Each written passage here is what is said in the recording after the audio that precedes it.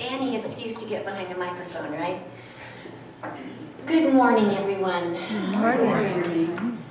I have had some amazing experiences over the last 3 weeks, and I wanted to share them with you because you have probably felt this too in your own way. A few weeks ago, I was in conversation with someone, and I spontaneously felt my heart open wide, and the compassion that I felt for this person deepened tremendously. I'd never felt it like this before. And then I was sitting in my own little world on my beautiful front porch, doing whatever I was doing when my husband came out and told me that Robin Williams had passed. I was stunned, absolutely stunned. The loss that I felt, not just for me, but for the world, was tremendous. And in conversation with somebody else afterwards, she told me that this was the worst affront to God that there could be. You are given this life, and to throw it away is a total affront to God.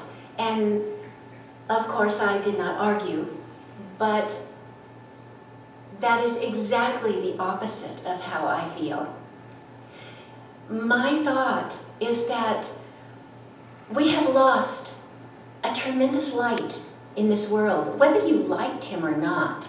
He made people laugh all over the world, not just laugh, but laugh from their toes, roll on the floor laughing. He and his wife created, the Windfall Foundation to raise money for many different charities.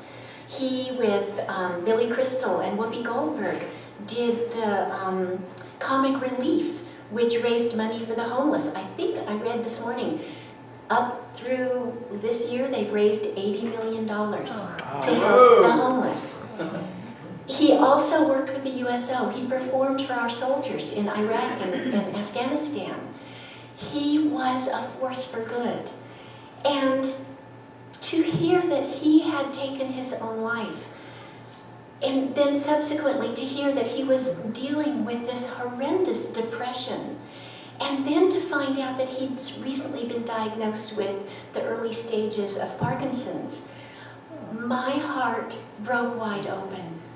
And the lesson that the teaching that I've heard for so long about do not judge was just taken so deeply within.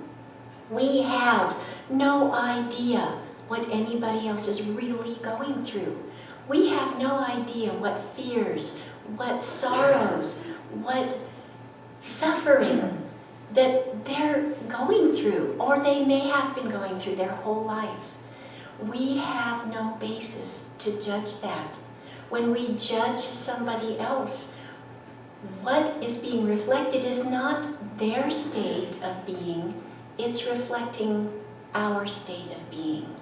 And so instead of judging, what we have the opportunity to do is take a step to the side and realize that we cannot walk a mile in anybody else's shoes or moccasins or feet because they are leading their own individual experience.